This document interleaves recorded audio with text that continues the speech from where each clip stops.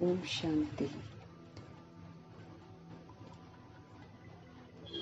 हम आत्माएं, ब्रह्मा मुखवंशावली आत्माएं, हमारे लिए हर घड़ी नई हो, हर श्वास हमारा नया हो, हर संकल्प हमारा नया हो। एक दिन नहीं, एक मास नहीं, बल्कि 12 ही मास हम सभी आत्माओं का नया हो। हम सदा खुश रहें और दिल खुश मिठाई सबको बांटते रहें। ऐसा ऊंचा कर्तव्य करने की जिम्मेवारी देकर, उसको पूरा करने का उमंग उत्साह देकर, हम आत्माओं को हर तरह से खुश रहने की विधि बताने वाले परमपिता परमात्मा जी का हम सब तहे दिल से धन्यवाद करेंगे।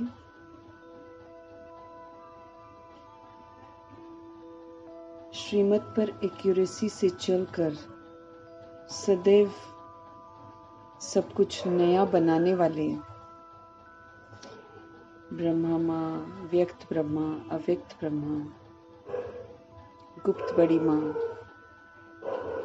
ग्रेट ग्रेट ग्रैंडफादर जी का रोल प्ले करने वाली समर्थ आत्मा ब्रह्मा जी का हम धन्यवाद करेंगे। धन्यवाद करते हुए दोनों जबरदस्त लाइट्स को हासिल नाजिर करते हुए हम सभी आत्माएं उनके महावाक्य उन्हीं से समझेंगे। परमपिता परमात्मा के महावाक्यों की शक्ति पूरे यूनिवर्स में फैले, प्रकृति में फैले, वायुमंडल में फैले, तत्वों में फैले। प्रभु जी के महावाक्यों की जो शक्ति है वो यूनिवर्स की सभी आत्माओं तक पहुंचे, उन आत्माओं तक पहुंचे जो बीमार हैं, हॉस्पिटल्स में हैं, घरों में असमर्थ हैं, पीड़ित हैं। सभी तक ताकत पहुंचे, सबको प्रभु की याद आए और प्रभु की यादों में सब आराम से हर चीज को पार करें। दिल से हम सब दुआ करेंगे। वाम मार्ग में जो चले गए हैं उनके लिए समर्पित करेंगे ताकि वो अपवित्रता का मार्ग छोड़कर, आत्मघात का मार्ग छोड़कर राइटियस मार्ग पर चलने की ताकत प्राप्त करें। उन आत्माओं के लिए समर्पित करेंगे जो द्वापर युग और कलयुग में ड्रामा में प्रवेश करते हैं, उन तक ताकत पहुंचे, उनकी धरनी तैयार हो, उन्हें परमात्मा आकर्षण हो, उनको पवित्रता आकर्षित करे। दिल से हम सब दुआ करेंगे। उन आत्माओं के लिए समर्पित जो इस समय उल्टे रास्ते पर चल रहे हैं, सब राइटियस मार्ग पर आए। अपना जो अलग संस्था बनाकर बैठे हैं वो राइटियस संस्था में आए। दिल से दुआ करेंगे। प्रभु जी के अनमोल महावाक्यों की शक्ति तांत्रिक बन गई आत्माओं के प्रति भी जरूर पहुंचे, तमोगुणी आत्माओं के प्रति पहुंचे, भूत प्रेत आत्माएं भटकती हुई रूहों के प्रति पहुंचे। ये ताकत उनको भी पवित्र बनने की तरफ आकर्षित करे, वो भी प्रभु से जुड़े और हर तरह की बुरी आदतों से, बुरी कर्मों से सब छूटें। दिल से हम सब दुआ करेंगे। कुमार कुमारियों के शरीर में आत्माएं, छोटे छोटे बच्चों के शरीर में जो आत्माएं हैं, सब में प्रभु जी की जो शक्ति है पहुंचे ताकि वो आत्माएं सदैव पवित्रता की सुरक्षा कवच में रहें। कभी भी उन्हें कलयुग आकर्षित न करे, कभी भी उन्हें विकार आकर्षित न करे। ये हम सब दिल से दुआ करेंगे। अपने लिए भी दुआ करेंगे कि हम आत्मिक स्थिति में जो बाबा ने होमवर्क हमको दिया है कि आत्म अभिमानी बनना है, ये स्मृति स्वरूप का होमवर्क हम पूरा करके अपने पिताजी का नाम बाला करें। दिल से हम सब दुआ करेंगे। दुआ करते हुए हम सब देखेंगे आज हमारे परमपिता परमात्मा हम आत्माओं को किस विधि से आत्म अभिमानी बनाते हैं। मीठे मीठे बाबा बोले, मीठे बच्चे तुम बेहद के बाप से सभी आत्माओं के पिता हैं और अनलिमिटेड है। उनके पास खजाने जितने हैं बेहद के हैं। 800 करोड़ आबादी, चाहे उससे करोड़ों आबादी हाजिर हो जाए और भगवान से कुछ लेना चाहे, भगवान बेहद का है। हम कभी नहीं कह सकते कि मेरी पढ़ाई पूरी हो गई, ये पूरा हो गया, नहीं। हर बार जितना जितना पढ़ते जाएंगे उतना उतना गहरे गहरे खजाने प्रभु जी के हमारे सामने आते जाएंगे। इसलिए प्रभु जी जो है ना, हमारे बेहद के हैं। उनके पास ज्ञान, गुण, शक्तियाँ, खुशी, संतुष्टता सब बेहद में है। हम जितना चाहें उनसे ले सकते हैं। तो तुम बेहद के बाप से बेहद का वर्षा लेने के लिए आए हो। बेहद का वर्षा है प्रभु जी का, अनलिमिटेड वर्षा है। यहाँ हद की तो बात ही नहीं है, लिमिट है, थोड़ा है, इसकी तो कोई बात ही नहीं है। तुम बड़े उमंग से बाप को याद करो तो पुरानी दुनिया तुमको भूल जाएगी। याद करते जाएंगे ना, वैसे वैसे हम प्योर होते जाएंगे, वैसे वैसे प्रभु आकर्षण बढ़ता जाएगा, वैसे वैसे परम धाम का आकर्षण बढ़ता जाएगा, नई दुनिया का आकर्षण बढ़ता जाएगा। पुरानी दुनिया हमको भूलती चली जाएगी। भगवान को याद करने से भूलने की शक्ति भी मिलेगी। जैसे बाबा कहते हैं ना, देह सहित देह के सभी संबंधों को भूल। इसको भूलने की ताकत भी तो चाहिए। तो ये ताकत हमको कहाँ से मिलेगी? शिव पिता परमात्मा जी से मिलेगी। मीठे मीठे बाबा बोल रहे हैं, मीठे बच्चे, तुम बेहद के बाप से बेहद का वर्षा लेने के लिए आए हो। यहाँ हद की तो कोई बात ही नहीं है। तुम बड़े उमंग से बाप को याद करो तो ये तो पुरानी दुनिया जो है ये आपको भूल जाएगी। पुरानी दुनिया आपको भूल जाएगी, आपको दिक्कत नहीं होगी। वरना हमको दिक्कत होती है ना, पुराने संबंधों को भूलना, पुरानी देह को भूलना, बहुत जकड़न है इसके अंदर। लेकिन याद से ये जकड़न जो है लूज हो जाएगी और हम सहज, जो चीजों को बाबा हमें भूलने को कहते हैं उसको हम सहज ही भूल जाएंगे। प्रभु जी का आज का प्रश्न है, कौन सी एक बात तुम्हें बार बार अपने से घोट कर पक्की करनी चाहिए? कौन सी एक बात तुम्हें बार बार अपने से घोट कर पक्की करनी चाहिए? उत्तर है प्रभु जी का, हम आत्मा हैं, हम परमात्मा बाप से वर्षा ले रहे हैं। आत्मा बच्चा है और परमात्मा बाप है। हम चाहे बड़े शरीर में हैं, चाहे वृद्ध शरीर में हैं, चाहे जवान शरीर में हैं, चाहे छोटे शरीर में हैं, हम हैं आत्माएं। शरीर को चलाने वाली हैं। शरीर नहीं चलाता, आत्मा शरीर को चलाती है। तो ये जो आत्मा है बीच में शरीर को चलाने वाली, ये परमपिता परमात्मा का बाप, परमपिता परमात्मा का बच्चा है। और परमपिता परमात्मा जो है सभी आत्माओं के फादर हैं, बाप हैं। इसको घोटना है। शरीर का बाप, शरीर का माँ, ये तो हम हर जन्म में बदला है ना हमने। तो वो हमारे मदर फादर नहीं है। क्योंकि जब हम बोलते हैं ना माय फादर माय मदर, हम लोग बोलते हैं ना, हम बॉडी वाले को बोलते हैं। लेकिन बॉडी के भान में हम बॉडी का बोलते हैं ना। सोल तो सोल है। सोल अंदर जो बैठी है वो तो सिर्फ एक इंस्ट्रूमेंट लेती है, एक शरीर रूपी ड्रेस लेती है। तो ये जो शरीर रूपी ड्रेस है, इसको माने इसमें रह कर, कपड़ा पहनकर जो एक्ट करने वाली है, वो तो फिर सोल है ना। वो जो अविनाशी सोल है उसका पिता परमात्मा है। इसको हमको घोटना पड़ेगा, ऐसे नहीं बैठती है बातें, है ना। तो अभी बच्चे और बाप का मेला हुआ है, ये संगम है। ये कल्प में एक ही बार मेला लगता है, जब हमको सत्य परम पिता परमात्मा आकर हम आत्माओं का सत्य परिचय देते हैं। अभी बच्चे और बाप का ये मेला है, मिलन होता है।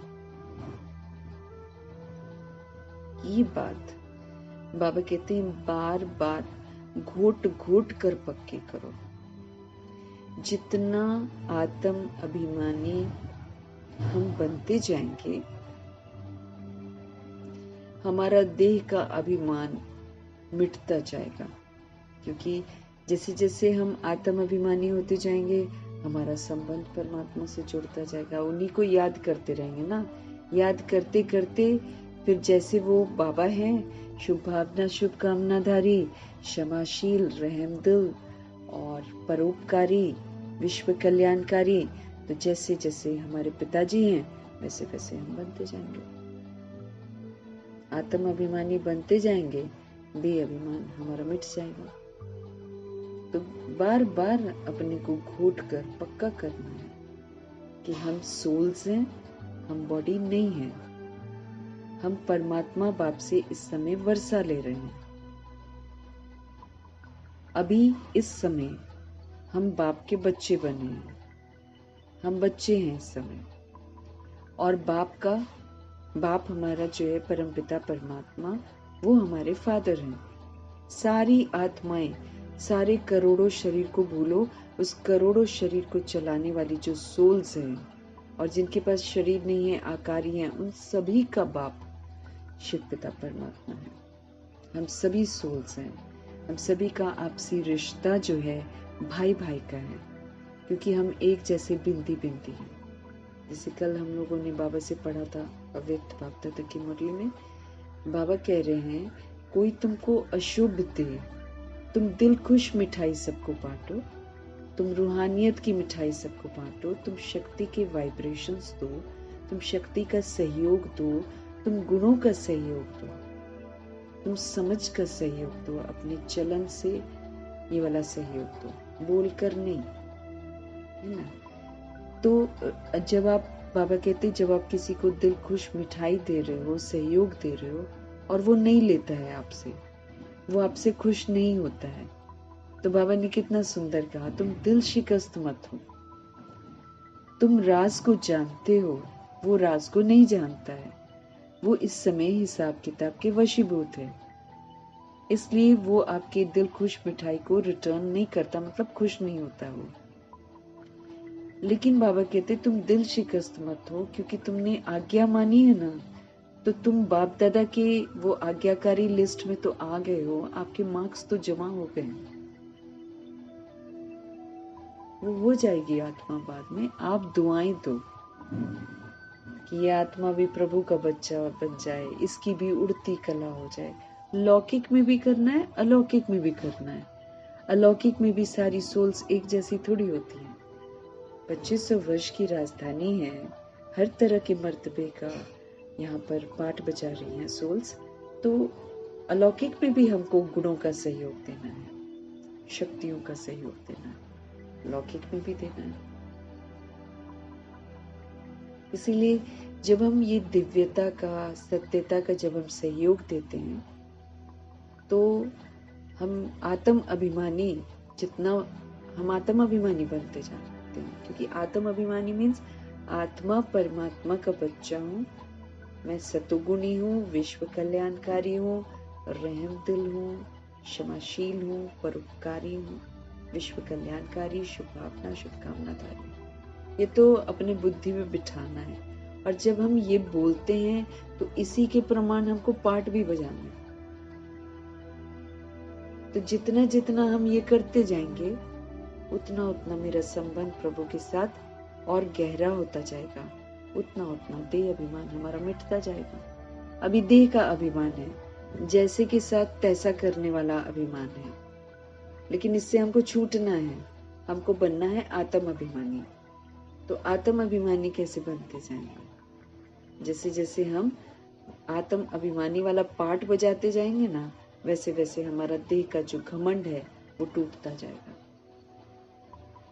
तो कौन सी एक बात हमें बार बार अपने से घोट कर पक्की करनी चाहिए? उत्तर है, हम आत्मा है, हम परमात्मा बाप से वर्षा ले रहे हैं, आत्माएं सारी बच्चे हैं और परमात्मा बाप है। अभी बच्चे और बाप का मेला हुआ है, अभी मिलन हो रहा है। ये बात हमको बार बार घोट कर पक्की करनी है। जितना आत्म अभिमानी बनते जाएंगे, शुद्ध अभिमान होता जाएगा, मैं आत्मा परमात्मा का बच्चा हूँ उतना उतना हम पाठ अच्छा बजाते जाएंगे, देने वाला पाठ बजाएंगे, परमात्म देन जो है उसको देने का पाठ बजाएंगे, सतुगुणी पाठ बजाएंगे। जितना हम सतुगुणी पाठ बजाएंगे उतना हम प्रभु के समीप जाते जाएंगे। जितना प्रभु के समीप जाते जाएंगे हमारा देह का अभिमान मिटता चला जाएगा। घुटना है बाबा कहते हैं, तभी बजा पाएंगे। हमें किसी से कुछ भी नहीं चाहिए, हमको देना है बस। जो भगवान से मिल रहा है वो देना है। पहले जैसे सोचते थे ये ऐसे करे वैसे करे, हमको नहीं सोचना है। हमारे कहने से कोई करेगा नहीं। हर आत्मा अपना रिकॉर्डिंग जो करती है वही पाठ बजाएगी। हमको अगर वो गलत करता है तो उसके लिए शुभ भावना शुभकामना रखनी है बस, कि आत्मा का बुद्धि का ताला खुल जाए, है ना, आत्मा भी उड़ती कला में चली जाए। ऐसा वाला हमको दुआ करनी पड़ेगी। गीत है, आत्म अभिमानी आत्मा कभी भी थकेगी नहीं, है ना। जो 7 गुण है ना उसका सहयोग देने में वो थकेगी नहीं। भले कोई कितना भी बुरा करे तो भी अंत तक ये वाला संकल्प चलते रहना चाहिए, शुभ भावना शुभकामना कर सबके प्रति। कभी भी इसका स्टॉक इतना हमको जमा करना है। रोज सुबह से शाम तक बाबा कहते हैं और कुछ नहीं कर पाते हो तो दुआएं देते जाओ। जब हम दुआएं देते जाएंगे हमको आदत पड़ती जाएगी तो मेरे पास स्टॉक जमा हो जाएगा। फिर हम चाहे कोई कुछ भी करे हम उसको दुआएं ही देंगे। इस कदर हमको तैयार होना है। उसको बाबा कहते हैं आत्म अभिमानी। गीत है, जो पिया के साथ है उसके लिए ज्ञान की बरसात है। जो प्रभु जी के साथ है उसके लिए सदा ज्ञान जो है ना स्पष्ट होता जाता है, उसके गहरे अर्थ समझ में आने शुरू हो जाते हैं। ओम शांति। बच्चे जानते हैं कि हम बाबा के साथ बैठे हुए हैं। ये है बड़े ते बड़ा बाबा, सबका बाबा है, सबका। जो चल रहे हैं ज्ञान में उनका भी, जो नहीं जानते हैं उनका भी, सभी का बाबा है। इसीलिए ये बड़े ते बड़ा बाबा है। बाबा आया हुआ है, बाप से क्या मिलता है ये तो सवाल ही नहीं उठता है। बाबा हमारे आए हुए हैं, उनसे हमको क्या मिलता है ये तो सवाल ही नहीं उठता। बाप से मिलता ही है वर्षा। ये है सबका बेहद का बाप, जिससे हमें बेहद का सुख मिलता है, अनलिमिटेड सुख। बेहद की प्रॉपर्टी मिलती है, अनलिमिटेड प्रॉपर्टी। वो है हद की मिल्कियत। दुनिया में जो प्रॉपर्टी वगैरह मिलती है किसी को वो तो हद की है ना, वो हद की है, लिमिटेड होती है बहुत। कोई के पास 1000, कोई के पास 5000 होगी, कोई के पास 10, 20, 50 करोड़ अरब भी होंगे। जो अरबपति हैं उनके पास इतना भी होगा। अब वो तो सब है लौकिक बाबाएं, शरीर के बाबाएं हैं वो, और हद के बच्चे हैं, है ना। इस जन्म में बच्चा बने, अगले जन्म में कोई और बच्चा। वो तो कर्मा का अकाउंट है। और सब विनाशी है।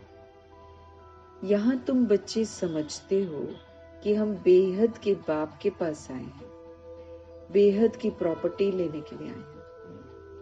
यहाँ तुम बच्चे समझते हो हम बेहद के बाप के पास आए हैं, बेहद की प्रॉपर्टी लेने के लिए आए हैं।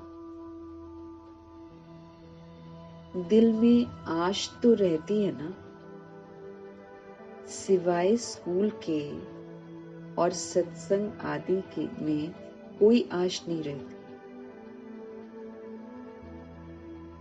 बाबा कहते हैं यहाँ पर तो दिल में आश तो रहती है ना,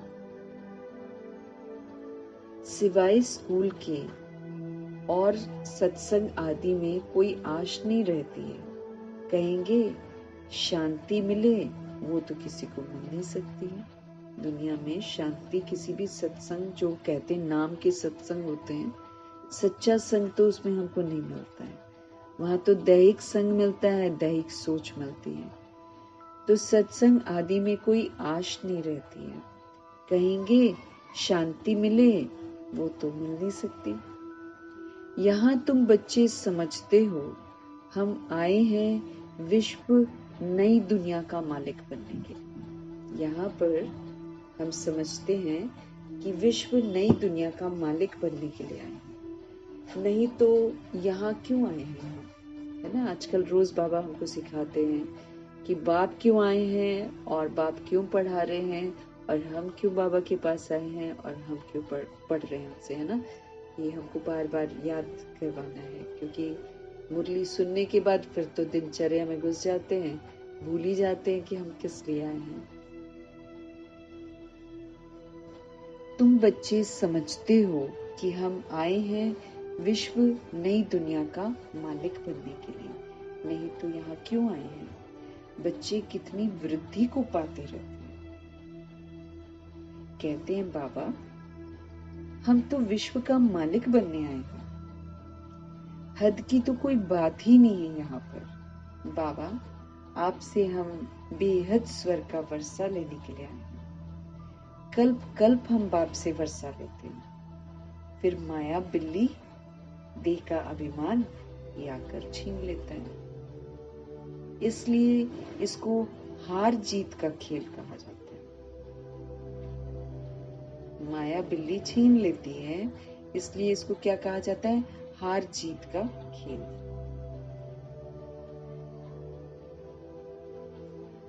बाप बैठ बच्चों को समझाते हैं।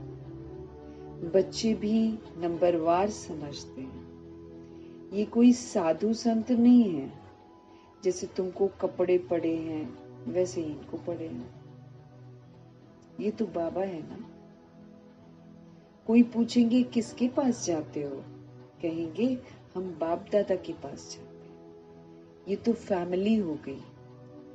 क्यों जाते हैं, क्या लेने जाते हैं, ये तो और कोई समझ ही नहीं सकता। कह न सके कि हम बाप दादा के पास जाते हैं। कोई कह सकता है कि हम बाप दादा के पास जाते हैं। वर्षा उनसे मिलता है। दादे की प्रॉपर्टी के तो सभी हकदार हैं। दादे की प्रॉपर्टी के सब हकदार हैं। शिव बाबा के अविनाशी बच्चे आत्माएं तो हो ही, फिर प्रजापिता ब्रह्मा के बनने से उनके पोत्रे पोत्रियां हों। दादा की जो प्रॉपर्टी है, मनुष्य पिता परमात्मा की प्रॉपर्टी है, उसके तो सारी दुनिया की जितनी भी आत्माएं हैं सब हकदार हैं।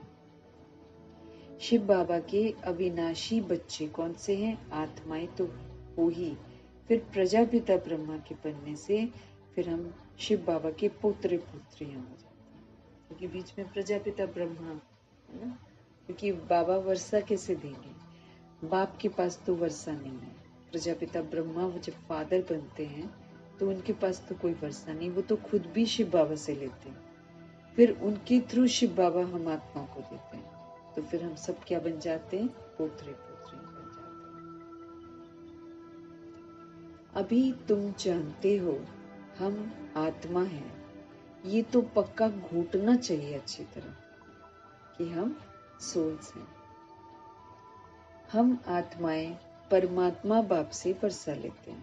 हम जो सोल्स हैं हम परमात्मा पिता से वर्षा लेते हैं। हम आत्माएं बाप से आकर अभी मिले हैं, अब तो मुलाकात होती है। परम धाम में हम रहते हैं तो बस चुप हैं, वहां तो बातचीत नहीं होती है। अब हम सोल्स हैं और हम परमात्मा के बच्चे हैं, इसको जानने के लिए तो ये ड्रामा बना हुआ है, नहीं तो हम कहाँ जानेंगे, हम तो ऊपर तो चुप रहते हैं। ये ड्रामा ही बना हुआ है, ऐसे स्मृति और विस्मृति का जो खेल चलता है, ये प्रभु से मुलाकात के लिए है, प्रभु से वर्षा पाने के लिए है। तो अभी तुम जानते हो हम आत्मा हैं, ये तो बहुत पक्का हमको घोटना चाहिए कि हम आत्माएं परमात्मा बाप से वर्षा लेते हैं। हम आत्माएं बाप से आकर मिले हैं। आगे तो शरीर का भान था हमारे अंदर, फलाने फलाने नाम वाले ही प्रॉपर्टी लेते हैं। अभी तो है आत्माएं, परमात्मा से वर्षा लेते हैं। हर आत्मा का हक है। आत्माएं सब बच्चे हैं और परमात्मा सबका बाप है। बच्चे और बाप का बहुत समय के बाद मेला लगता है। अब जो 5000 वर्ष का ड्रामा है, इसमें जो सतयुग में सोल्स आती हैं, वो तो 5000 वर्ष के बाद मिलती हैं। तो कितना लंबा अरसा है ना। 5000 वर्ष के अंतिम जो 100 वर्ष होते हैं, उसमें प्रभु जी से मुलाकात होती है। तो बच्चे और बाप का बहुत समय के बाद मेला लगता है। तो जो इस मेले में भगवान का बनते हैं, लुत्फ उठाते हैं, वो आनंदित रहते हैं और फिर 2500 वर्ष की राजधानी में आते हैं। जो उतना हल्का फुल्का लेते हैं, दुनिया में भी फंसे रहते हैं, वो फिर प्रभु जी के संग का आनंद नहीं ले पाते हैं। तो फिर उनको राजधानी में वर्षा भी कम ही मिलता है। तो आत्माएं जो हैं, बच्चे जो हैं और बाप जो हैं, बहुत समय के बाद मेला लगता है। सारा समय तो हम देहधारियों के साथ पाठ बजाते हैं। कल्प में एक ही बार तो बाप मिलता है, वो भी सच्चा बाप, सच्चा साथी, जो हर जन्म में आत्मा का साथी है, हर जन्म में। तो ऐसे बाप से हम सब मिले हैं ना। तो बच्चे और बाप का बहुत समय के बाद मेला लगता है, एक ही बारी। भक्ति मार्ग में फिर अनेक आर्टिफिशियल मेले लगते रहते हैं। भक्ति मार्ग में फिर अनेक आर्टिफिशियल मेले लगते रहते हैं। ये है सबसे वंडरफुल मेला। दुनिया में जो मेले हैं वो आर्टिफिशियल हैं। उसमें हम जाते हैं तो हम मैले होते हैं, उसमें जाते हैं तो खर्चा होता है, उसमें जाते हैं तो हादसे भी होते हैं, और क्योंकि भीड़ भड़का होता है तो हादसे भी जरूर होते हैं। यहाँ इस मेले में हम साफ होते हैं, गंदगी उल्टा लगी हुई जो है वो निखर जाती है, और इस मेले में प्राप्तियां ही प्राप्तियां हैं। और इस मेले में कोई हादसा नहीं होता है ना, कोई एक्सीडेंट नहीं होता और कोई खर्चा भी नहीं होता। भगवान का बनने में कोई खर्चा थोड़ी होता है। उसमें हम थकते हैं, इसमें हमारी थकावट दूर हो जाती है। ये जो प्रभु के साथ मेला है, इसमें तो हमारी थकावट दूर हो जाती है। तो बच्चे और बाप का बहुत समय के बाद मेला लगता है और एक ही बार है। भक्ति मार्ग में फिर अनेक आर्टिफिशियल मेले लगते रहते हैं। ये है सबसे वंडरफुल मेला। आत्माएं परमात्मा अलग रहे बहुकाल। आत्मा और परमात्मा बहुत काल तक अलग रहते हैं। फिर सुंदर सा मेला संगम युग में लगता है, जब ब्रह्मा के थ्रू परमपिता परमात्मा हम आत्माओं से मुलाकात करते हैं। तुम आत्माएं, ये भी तुम समझते हो, हम आत्माएं अपने स्वीट साइलेंस होम में रहने वाली हैं। आत्मा का पाठ पक्का करा रहे। जो झूठ है उसको छोड़ना है, जो सत्य है उसको पकड़ना है, सिर्फ बोलना नहीं है। फिर अगर हम आत्मा परमात्मा का बच्चा है तो फिर हमारा सब कुछ नया चाहिए। नई सोच, नए बोल, नए कर्म, नई चलन, है ना, नया आचरण, सब कुछ हमारा नया होना चाहिए। इसका सबूत देना है ना हमको। अभी तो हमको समझ मिलती है कि हम आत्मा परमपिता परमात्मा के बच्चे हैं, लेकिन फिर उसके बाद समझ मिलने के बाद फिर हमारे में नयापन भी तो आना चाहिए ना। तब तो हम सबूत देंगे ड्रामा को, सृष्टि को, कि हाँ हम परमपिता परमात्मा के बच्चे हैं। पहले तो शैतान के बने, रावण के बने, तो रावण के बनकर हमने शैतानियत की और दुनिया को तमो प्रधान बनाया, सृष्टि को तमो प्रधान बनाया, तत्वों को हमने तमोगुणी बनाया, वायुमंडल को हमने व्यर्थ और नकारात्मकता से भरपूर कर दिया। सब तो गड़बड़ किया ना ऊपर से आकर नीचे। तो इसलिए अब हमको समझ दी जा रही है कि कैसे हमको अब अपना आत्मा का पाठ पक्का करना है। कि निराकार सोल हूँ, निराकार परमपिता परमात्मा की मैं संतान हूँ, निराकार धाम की मैं रहने वाली हूँ, स्वीट साइलेंस होम की हूँ, मुझे फिर से स्वीट बनना है। वहां पर जब देह का भान नहीं होता ना, तब हम स्वीट बनते हैं। तो ये भी तुम समझते हो, हम आत्माएं अपनी स्वीट साइलेंस होम में रहने वाली हैं। अभी यहाँ पाठ बजाते बजाते हम सब थक गए हैं, तो सन्यासी गुरु आदि के पास जाकर शांति मांगते हैं। पुनर्जन्म में आते हैं, विस्मृति का पाठ बजाते रहते हैं और थकते रहते हैं। तो सन्यासी गुरु आदि के पास जाकर फिर आत्माएं क्या करती हैं? शांति मांगती हैं। अब वहां से कहां से शांति मिलेगी? समझते हैं वो घर बार छोड़कर जंगल में जाते हैं, उनसे शांति मिलेगी, ये सोच उनकी चलती है। परंतु ऐसे है नहीं, ऐसा नहीं होता। बाबा कहते हैं अभी तो सभी शहर में आ गए हैं। सन्यासी भी जो हैं वो कहाँ जंगलों में रहते हैं? पहले तो जंगलों में रहते थे, तो बाबा कहते हैं उनमें ताकत होती थी, क्योंकि जंगल में फिर वो जंगल के जो फल होते थे ना, वही खाते थे। अब यहाँ शहरों में आ गए हैं, अब यहाँ जंगल के फल कहाँ मिलेंगे? तो यहाँ पर खान पान भी उनका बदल गया है, रहन सहन भी बदल गया है, शहर का प्रभाव भी उन पर आ गया है, और फिर गृहस्थियों से पैसे लेते हैं, गृहस्थियों से खाना पीना लेते हैं, खुद तो कमाते नहीं है।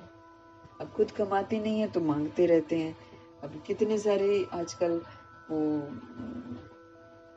ऑरेंज कलर की ड्रेस पहनकर कितने लोग घूमते हैं और कितना दान लेते हैं, और घर घर में जाकर कुछ गीत सुना देते हैं, दान लेते हैं। फिर आप उनको देखो बीड़ी सिगरेट सब पी रहे होते हैं। तो ऐसे करके अब जो है सन्यासी जो है वो शहरों में आ गए हैं, बड़े बड़े मकान भी बनाते हैं लोग, तो पैसा खूब है। तो बाबा कहते हैं समझते हैं वो घर बार छोड़कर जंगल में जाते हैं, उनसे शांति मिलेगी। लोग ये सोचते हैं, परंतु ऐसा तो है नहीं। चाहे वो जंगल में रहे, चाहे वो कहीं रहे, उनसे शांति तो मिल नहीं सकती है। अभी तो सभी शहर में आ गए हैं, जंगल में गुफाएं तो खाली पड़ी हैं, गुरु बनकर बैठ गए हैं। यहाँ पर शहरों में भी आ गए हैं और सब गुरु बनकर बैठ गए हैं। तो अभी बाबा कहते हैं सब शहरों में आ गए हैं और जंगल में गुफाएं जो हैं खाली पड़ी हैं, गुरु बनकर बैठ गए सन्यासी। यहाँ पर अपने आप को गुरु कहते हैं, गुरु बनकर बैठे हैं। नहीं तो उनको निवृत्ति मार्ग का ज्ञान देकर पवित्रता सिखलानी है। नहीं तो उनको तो क्या करना है?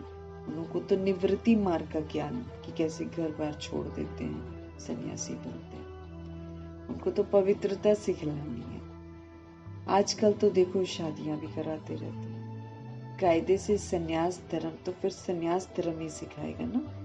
लेकिन बाबा कहते हैं आजकल तो देखो शादियां कराते रहते हैं। नहीं तो घर बार छोड़ा है उनको, तो वो तो कहते हैं कि घर की स्त्री जो है वो नर्क का द्वार है। और फिर ऐसा जब नर्क बनता है तो वहां जाकर विराजमान भी होते हैं। तो आजकल तो देखो बाबा कहते हैं निवृत्ति मार्ग का ज्ञान देकर पवित्रता तो क्या सिखलाएंगे, शादियां कराते रहते हैं। तुम बच्चे तो अपने योग बल से अपनी कर्म इंद्रियों को वश में करते हो। योग की ताकत से हम सभी आत्माएं क्या करते हैं, अपनी कर्म इंद्रियों को वश में करते हैं। वो लोग दवाइयां खाकर वश करते हैं। यहाँ पर योग की ताकत ऐसी है जो हमको कर्म इंद्रियों को वश करने में मदद देती है। कर्मेंद्रियां योग बल से शीतल हो जाएंगे। ये योग बल से, योग की ताकत, परमात्मा के साथ जो कनेक्शन है, ये कर्मेंद्रियों को शीतल कर देता है, शांत हो जाती हैं कर्मेंद्रियां, आकर्षित नहीं होती हैं। कर्मेंद्रियों में चंचलता होती है ना, अभी चंचलता है ना, पूरी चंचलता खत्म नहीं हुई है। चंचलता बाबा कहते तब खत्म होगी जब हमारी दृष्टि जो है भ्रिकुटी में स्थित हो जाए। कोई भी आ रहा है जा रहा है, जब हम भ्रिकुटी में देखेंगे नीचे देखेंगे ही नहीं, समझो कि हम त्रेता युग तक पहुंच गए हैं और कर्मेंद्रियां जो है ना चंचलता वो खत्म हो गई। शरीर को देखना कर्मेंद्रियों की चंचलता है। अब कर्मेंद्रियों पर हमको जीत पानी है, जो कोई चंचलता न चले, फिर इसमें किसी भी तरह की इसमें चंचलता नहीं होनी चाहिए। तो कर्मेंद्रियों में चंचलता होती है ना, तो अब कर्मेंद्रियों पर हमको जीत पानी है ताकि कोई भी चंचलता न चले। सिवाय योग बल से कर्मेंद्रियों का वश होना इम्पॉसिबल है। साफ बोल रहे हैं ना भगवान, सिवाय योग बल से कर्मेंद्रियों का वश होना इम्पॉसिबल है। हमारा योग प्रभु के साथ लगना चाहिए। वो योग की पावर जो है कर्मेंद्रियों की चंचलता को समाप्त कर देगी। उसके बिना तो बाबा कहते हैं इम्पॉसिबल है। तो बाप कहते हैं कर्मेंद्रियों की चंचलता योग बल से ही टूटेगी। योग की तरफ ध्यान खिंचवा रहे हैं। कनेक्शन हमारा शिव बाबा के साथ होना चाहिए। शिव बाबा के साथ कनेक्शन ही हमें इस तरह की चंचलता से मुक्त करेगा। तो बाबा कहते हैं योग बल की ताकत तो है ना, लेकिन इसी में बड़ी मेहनत लगती है। हमारा बुद्धि का योग सब तरफ से हट जाए और एक परमपिता परमात्मा में लग जाए और देह के भान को खत्म करके हम योग युक्त हो जाए, तब जाकर कर्मेंद्रियों की चंचलता खत्म होगी। तो योग बल की ताकत तो है ना, इसमें बड़ी मेहनत लगती है। आगे चलकर कर्मेंद्रियों की चंचलता नहीं रहेगी। सतयुग में तो कोई गंदी बीमारी नहीं होती, बीमारी ही नहीं होती है ना, तो गंदी बीमारी नहीं होती बाबा की। यहाँ तो गंदी गंदी बीमारियां, सब ये कर्मेंद्रियों की चंचलता की वजह से। इसके साथ हम जो भी करते हैं वो मेरा रोग बन जाता है, चाहे वो रहन सहन का हो, चाहे वो खान पान का हो, चाहे वो उठने बैठने का।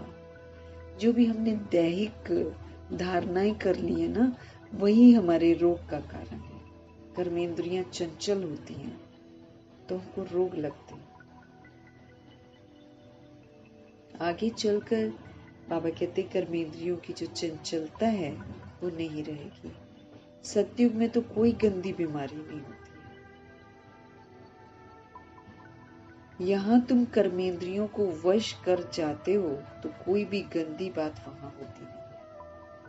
कर्मेंद्रियों के वश होकर जाना है और फिर बाबा कहते फिर गंदी बात वहां पर होती नहीं है।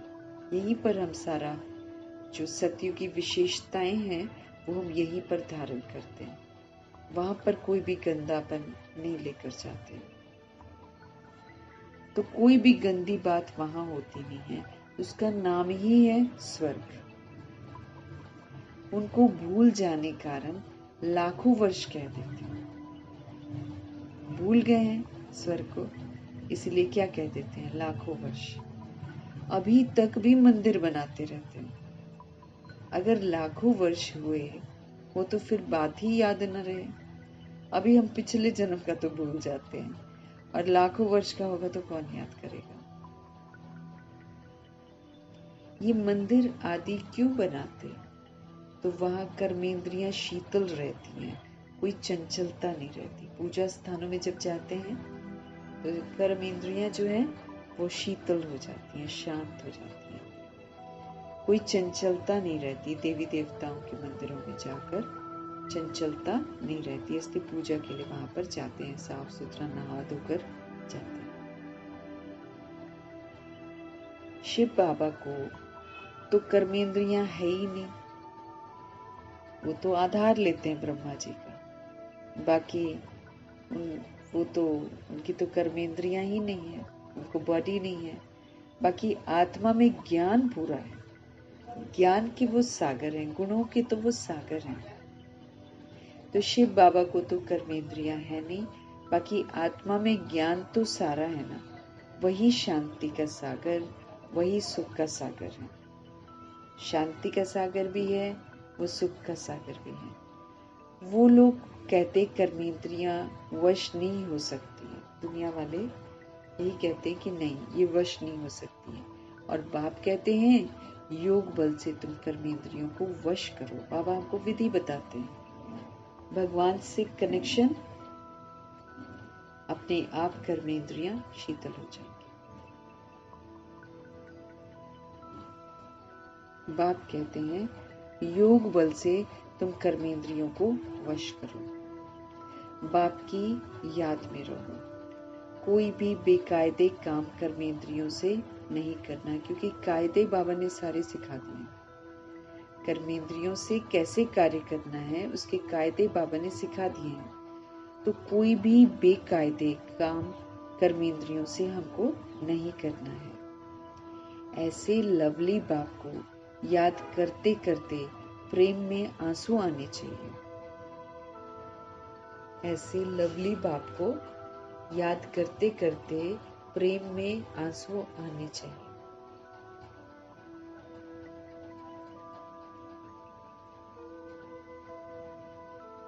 आत्मा परमात्मा में लीन तो नहीं होती है, बाप एक ही बार मिलते हैं। जब शरीर का लोन लेते हैं तो ऐसे बाप के साथ कितना प्यार से हमको चलना चाहिए। एक बार मिलते हैं और वो भी देखो हमारे कल्याण के अर्थ मिलते हैं। हमको झूठ से छुड़ाते हैं, हमें सत्य बोलना सिखाते हैं, सत्य में जीना सिखाते हैं। क्या नहीं करते हैं भगवान, हमको खिचड़ी से निकालते हैं, फिर हमको लायक बनाते हैं, शांति धाम जाने के लायक बनाते हैं, पैराडाइज में जाने के लायक बनाते हैं। क्या नहीं करते हैं भगवान, सारे हमारे क्वेश्चन समाप्त करते हैं, हर तरह से हमको प्यार करते हैं बाबा। तो एक कल्प में एक बार हमको मिलते हैं, बाकी तो हम बॉडीली बीइंग्स के साथ ही रहेंगे ना। अभी तो भगवान के साथ रहना चाहिए हमें। तो भगवान हमारे लिए लोन लेते हैं, तो ऐसे बाप के साथ कितना हमको प्यार से चलना चाहिए। बाबा को उछल आई ना, ओहो, बाबा विश्व का मालिक बनाते हैं ब्रह्मा जी को। फिर ये धन माल हम क्या करेंगे? उनको ये हो गया, उनको सब कुछ तुच्छ लगने लग गया कि भगवान हमको विश्व का मालिक बनाते हैं, फिर ये जो धन और माल है ये हम क्या करेंगे? छोड़ो सब। जैसे कल बाबा ने बोला, छोड़ो तो छूटे ना। अब छोड़ेंगे ही नहीं और बोलेंगे छूटता नहीं है, छूटता नहीं। सब कुछ बुद्धि से छोड़ना पड़ता है। तो बाप के साथ कितना प्यार से चलना चाहिए। बाबा को उछल आई ना, ओहो, बाबा हमको विश्व का मालिक बनाते हैं, फिर ये धन माल हम क्या करेंगे? छोड़ो ये सब धन माल। जैसे पागल होते हैं ना, हाँ, सब कहने लगे इनको बैठे बैठे ये क्या हुआ भाई, अचानक, है ना। धंधा आदि सब छोड़कर आ गए, तो घर वाले इधर उधर बिजनेस पार्टनर जो था, उनको लगा इनको हो क्या गया है, सब कुछ सौंप दिया, कुछ रखा नहीं अपने लिए। तो सब कहने लगे इनको बैठे बैठे क्या हो गया। धंधा आदि सब छोड़कर आ गए, खुशी का पारा चढ़ गया। धंधा आदि सब छोड़कर आ गए, खुशी का पारा चढ़ गया, साक्षात्कार होने लग गया। राजाई मिलनी है, परंतु कैसे मिलेगी, क्या होगा, कुछ भी पता नहीं। बस मिलना है। उस खुशी में सब कुछ छोड़ दिया। फिर धीरे धीरे नॉलेज मिलती रहती है। तुम बच्चे यहाँ स्कूल में आए हो, एम ऑब्जेक्ट तो है ना आपके पास। बाबा कहते हैं ये राजयोग है। यहाँ पर राजा आत्मा परमात्मा से कनेक्ट होकर सतोगुणी और सतयुगी पाठ बजाती है, कलयुग के वायुमंडल से बिल्कुल उसके प्रभाव से बिल्कुल मुक्त होकर। तुम बच्चे यहाँ स्कूल में आए हो, है ना?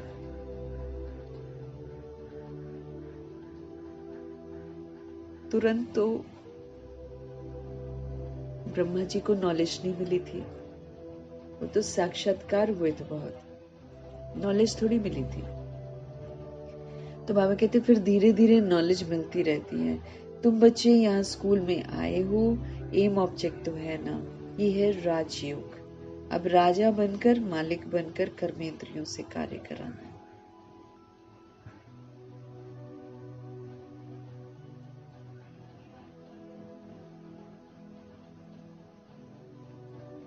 धीरे धीरे फिर नॉलेज मिली बाबा को, ब्रह्मा जी को। तो बेहद के बाप से अब राजाई लेने के लिए आए हो। याद रखना है ना कि हम किस लिए आए, ताकि हम वो कर लें जो हमको करना है। बेहद के बाप से राजाई लेने आए हो। बच्चे जानते हैं कि हम उनसे पढ़ते हैं, जिसको याद करते थे कि बाबा आकर हमारे दुख हरो सुख दो। ऐसा हम उनको याद करते थे। वो बाप आए हुए हैं हम आत्माओं का दुख हरने के लिए और सुख देने के लिए।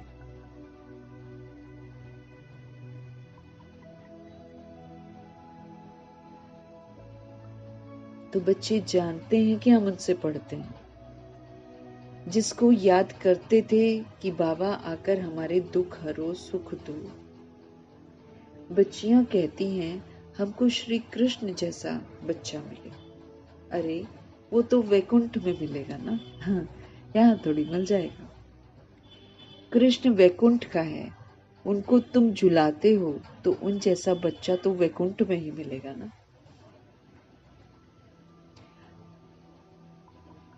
अभी तुम वैकुंठ की बादशाही लेने के लिए आए हो, वहां जरूर प्रिंस प्रिंसेस ही मिलेंगे। पवित्र बच्चा मिले, ये आश भी पूरी होती है। पवित्रता से एक सोल को ऊपर से नीचे बुलाते हैं। यूं तो प्रिंस प्रिंसेस यहाँ भी बहुत हैं, परंतु नर्कवासी हैं। अब विदेशों में कई एक जगह प्रिंस प्रिंसेस कहते हैं। अभी एक कहाँ का दुबई का प्रिंस है ना, वो 20 साल से सोया ही हुआ है, मरा नहीं है, लेकिन सोया हो 20 साल से। वो प्रिंस है, उसका कल मैंने देखा था, कह रहे 20 साल से सो रहा है बस। तो बाबा कहते हैं प्रिंस अगर है भी अभी, तो बाबा कहते हैं परंतु नर्कवासी हैं। तुम चाहते हो स्वर्गवासी को, तो नर्कवासी में तो जब हम नर्क में है तो हमको स्वर्ग वाला थोड़ी मिलेगा। तुम चाहते हो स्वर्गवासी को। पढ़ाई तो बहुत सहज है। बाप कहते हैं तुमने बहुत भक्ति की है, तुमने बहुत धक्के खाए।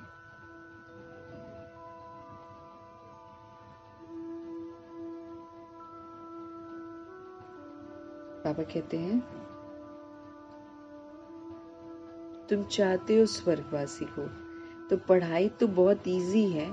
बाप कहते हैं तुमने बहुत भक्ति की है। बाबा जानते हैं ना, हमने बहुत भक्ति की है और धक्के भी बहुत खाए हैं।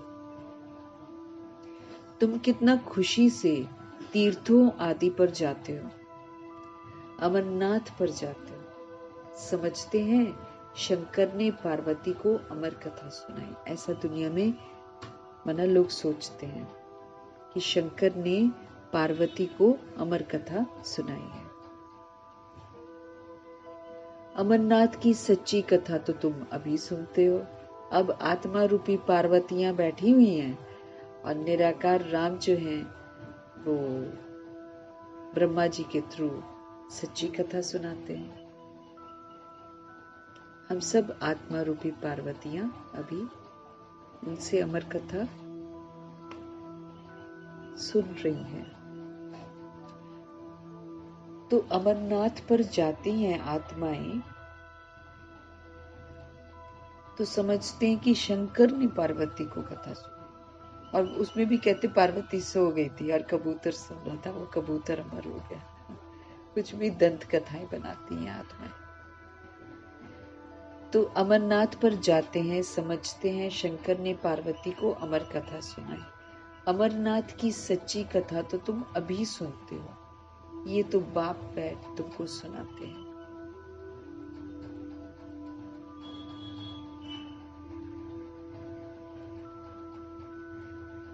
ये तो बाप बैठ तुमको सुनाते हैं ना। तो वो तो झूठ बोलते हैं, वो तो एक कथा बना दी है कि ऐसा ऐसा करके शंकर जी सुनाते हैं। शिव पिता परमात्मा ब्रह्मा मुख द्वारा सुनाते हैं।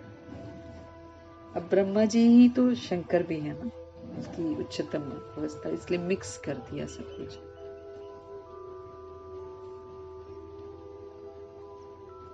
तो अमरनाथ की सच्ची कथा तुम अभी सुनते हो, ये तो बाप बैठ तुमको सुनाते हैं। तुम आए हो बाप के पास, जानते हो ये भाग्यशाली रथ है, इसने ये लोन पर लिया है। ये भाग्यशाली रथ है, इसने ये लोन पर लिया है। हम शिव बाबा के पास जाते हैं, उनकी ही श्रीमत पर चलेंगे। कुछ भी पूछना हो बाबा से हम पूछ सकते हैं और वो हमको मुरलियों में जवाब देते हैं।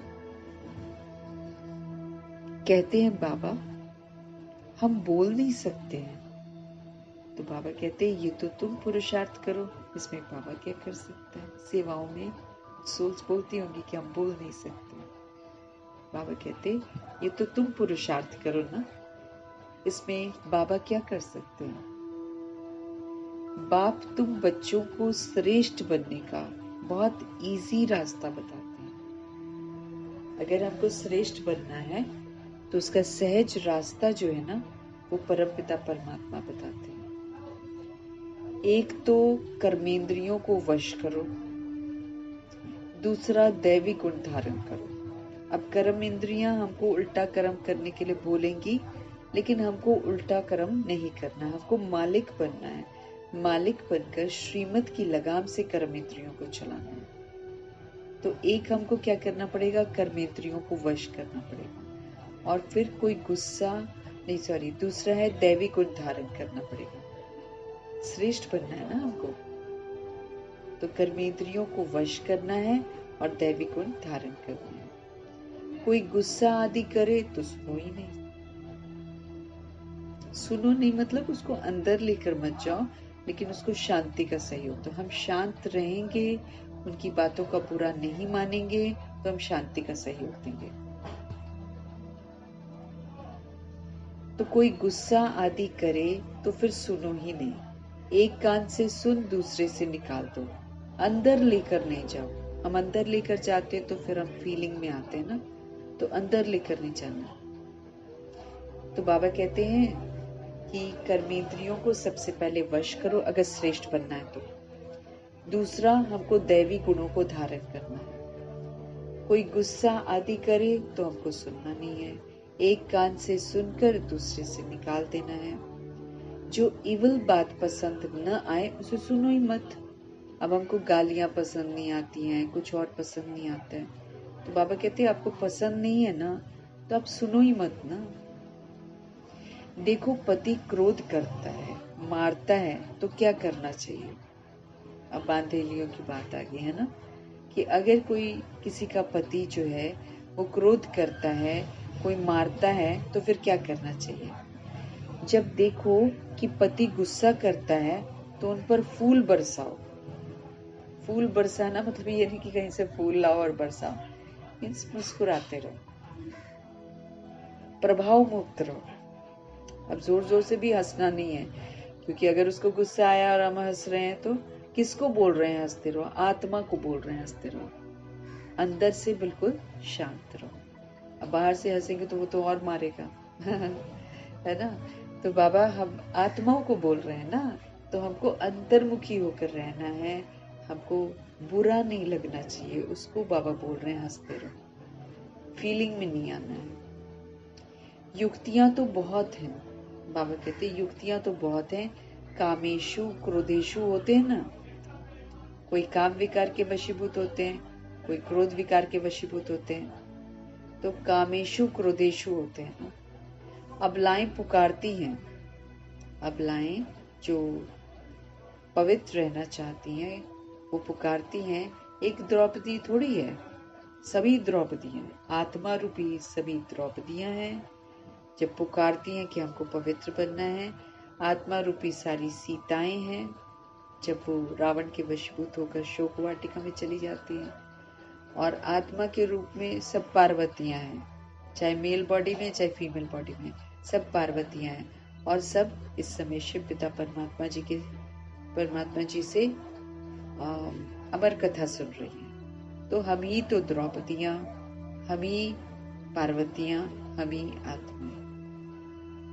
तो बाबा इसलिए कहते एक द्रौपदी थोड़ी, वो तो एक द्रौपदी दिखाते। यहाँ तो सभी द्रौपदी, भगवान के बच्चे सब पुकारते हैं कि हमको पावन बनना। अब बाप आए हैं, है ना, हम आत्माओं को गंदगी से बचाने के लिए। अब बाप आए हैं हम आत्माओं को पवित्र बनाने, अपवित्रता से बचाने के लिए आए हैं। बाप कहते हैं इस मृत्यु लोक में ये तुम्हारा अंतिम जन्म है। बाप कहते हैं इस मृत्यु लोक में ये तुम्हारा अंतिम जन्म है। कलयुग मृत्यु लोक कहलाता है, इसमें अकाले मृत्यु होती है। तो ये मृत्यु लोक में हमारा जो है अंतिम जन्म है। हम तुम बच्चों को शांति धाम ले जाने के लिए आए। बाबा क्या कह रहे हैं, हम तुम बच्चों को शांति धाम ले जाने के लिए आए हो। वहां पतित आत्मा तो जा नहीं सकती।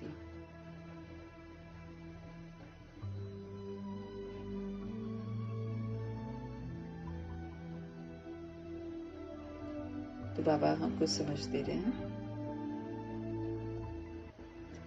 ये तुम्हारा अंतिम जन्म है। हम तुम बच्चों को शांति धाम ले जाने के लिए आए। वहां पतित आत्मा तो जा न सके। आप बता रहे हैं कि वो तो पवित्र धाम है और हम पतित सोल्स वहां पर जा नहीं सकती हैं, इसलिए मैं आकर सबको पावन बनाता हूँ। सभी को घर वापस जाना है और सभी को पावन बनाना है। इसलिए प्रभु जी ड्रामा में प्रवेश करते हैं, हम आत्माओं को पावन बनाते हैं। फिर यही जो पावन के वाइब्रेशंस हैं, ये सभी सोल्स तक पहुंचते हैं और सब में जागृति आ जाती है। तो वहां पतित आत्मा तो जा न सके, इसलिए मैं आकर सबको पावन बनाता हूँ। जिसको जो पाठ मिला हुआ है वो पूरा कर अब सबको वापस जाना है। हमको अपना जो पाठ हमने लिखा है वही पाठ हमको मिला हुआ है, उस पाठ को पूरा करना है और अब हमको वापस घर जाना है। सारे झाड़ का राज बुद्धि में है। पूरे सृष्टि रूपी कल्प वृक्ष का जो राज है वो हमारी बुद्धि में है। बाकी झाड़ के पत्ते थोड़ी कोई गिनती कर सकते हैं कि इतने हैं इतने, लेकिन जनरल में जो सृष्टि का राज है वो बाबा हमको बताते हैं। तो बाप भी मूल बात समझाते हैं, बीज और झाड़। बाकी मनुष्य तो ढेर हैं, एक एक के अंदर को थोड़ी बैठकर जानेंगे। मनुष्य समझते हैं भगवान क्या है, अंतर्यामी है, वो हमारे अंदर को जानता है, हर एक के अंदर की बात को जानते हैं। ये सब अंधश्रद्धा है।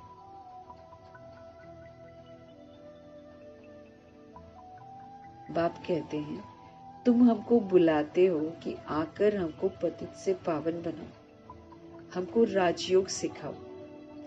अभी तुम राजयोग सीख रहे हो, क्योंकि ये भी तो सीखना पड़ता है ना, राजा बनकर परमात्मा से कनेक्ट होकर सतोगुणी सतयुगी पाठ बहुत समय तक बजाना पड़ता है ना। तो हम सीख रहे हैं जब तक हम स्मृति स्वरूप नष्ट मोहन बन जाए। बाप कहते हैं मुझे याद करो, तो हमारा बुद्धि का ताला खुलता जाए। बाप ये मत देते हैं ना कि मुझे याद करो, बाप की श्रीमत और गत सबसे न्यारी है। कि कोई सोच सकता है कि भगवान सृष्टि पर आते हैं, हमको सारी समझ देते हैं और फिर गति सदगति करते हैं? हम कभी सोच सकते थे? तो भगवान जी की जो श्रेष्ठ मत है, उनकी जो गत है, वो न्यारी है, सबसे न्यारी है। बाप ये मत देते हैं ना, बाप की श्रीमत और गत सबसे न्यारी है। मत यानी कि प्रभु की राय, जिससे हमारी सदगति होती है। मत जो है वो प्रभु की जो है ना राय है, जिससे हम फिर हमारी सदगति होती है। अभी तो दुर्गति हो गई थी, अब प्रभु जी की श्रीमत, प्रभु जी की राय जो है, उसको जब हम अमल में लाते हैं तो हमारी सदगति होती है। वही एक बाप हमारी सदगति करने वाला है, दूसरा कोई है ही नहीं जो हमारी सदगति करे। इस समय ही बुलाते हैं, सतयुग में तो बुलाते नहीं हैं। अभी ही कहते हैं सर्व का सदगति दाता एक राम। अभी कहते हैं कि सर्व का सदगति दाता एक राम। इसलिए शरीर छोड़ते हैं तो सब क्या बोलते हैं? राम नाम सत्य है। जब माला फेरते हैं तो फेरते फेरते जब फूल आता है तो उनको राम कहकर आंखों पर लगाते हैं। लोग जो माला जपते हैं ना 108 की, वो पूरा जप लेते हैं और फिर जब फूल आता है तो फिर आंखों पर लगाते हैं। जपना है एक फूल को जप के, बाकी है उनकी पवित्र रचना। जो 108 है वो उनकी पवित्र रचना है। जपना तो एक प्रभु को ही है ना, बाकी है उनकी पवित्र रचना। माला को तुम अच्छी रीति जान के, जो बाप के साथ सर्विस करते हैं उनकी ये माला है। जो बाप के साथ सर्विस करते हैं उनकी ये माला है। शिव बाबा को रचता नहीं कहेंगे। रचता कहेंगे तो प्रश्न उठेगा कि कब रचना की। भगवान तो, हम आत्माएं तो अविनाशी हैं, इटर्नल है ना, तो आत्माओं को थोड़ी रचते हैं प्रभु जी।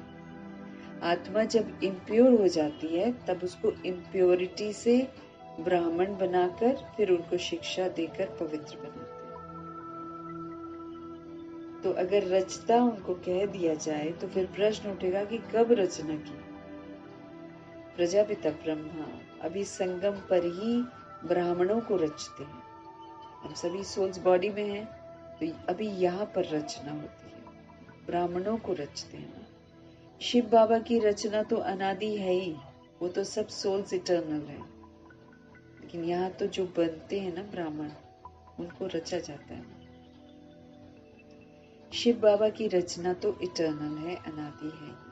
सिर्फ पतित से पावन बनाने के लिए बाप आते हैं। सिर्फ किस लिए आते हैं? पतित से पावन बनाने के लिए शिव पिता परमात्मा आते हैं। अभी तो है ही पुरानी सृष्टि, अभी तो है ही पुरानी सृष्टि, नई में रहते हैं देवताएं। अब शूद्रों को देवता कौन बनाए? सब तो शूद्र बन जाते हैं पुरानी सृष्टि में, अब उनको देवता कौन बनाए? अभी तुम फिर से बनते हो। जानते हो बाबा हमको शूद्र से ब्राह्मण, ब्राह्मण से देवता बनाते हैं। जानते हो बाबा हमको शूद्र से ब्राह्मण और ब्राह्मण से देवता बनाते हैं।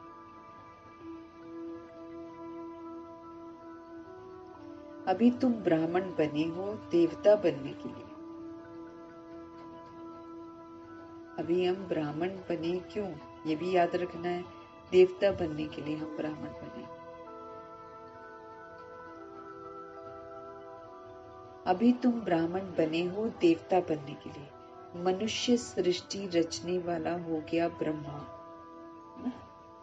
जो मनुष्य सृष्टि का हेड है। पहले खुद बनते हैं, फिर हमको भी सिखाते कि ऐसे ब्रह्मा बनकर अपने लिए स्थापना करनी है। बाकी आत्माओं का अविनाशी बाप जो है वो शिव तो है। आत्माओं का अविनाशी बाप शिव है। ये सब नई बातें तुम सुनते हो। जो बुद्धिवान है वो अच्छी रीति धारण करते हैं, जो समझदार है वो अच्छी रीति धारण करते हैं।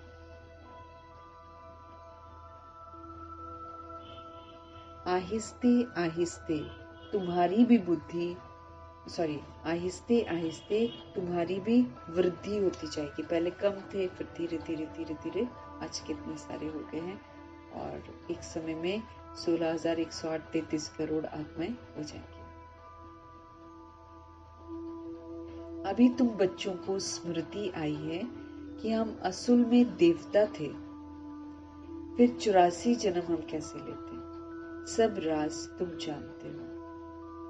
जास्ती बातों में जाने की दरकार ही नहीं है कि कौन कितने जन्म लेता है, कब आता है, मतलब वो डीप जो है उसमें जाने की, कंफ्यूज नहीं होना है।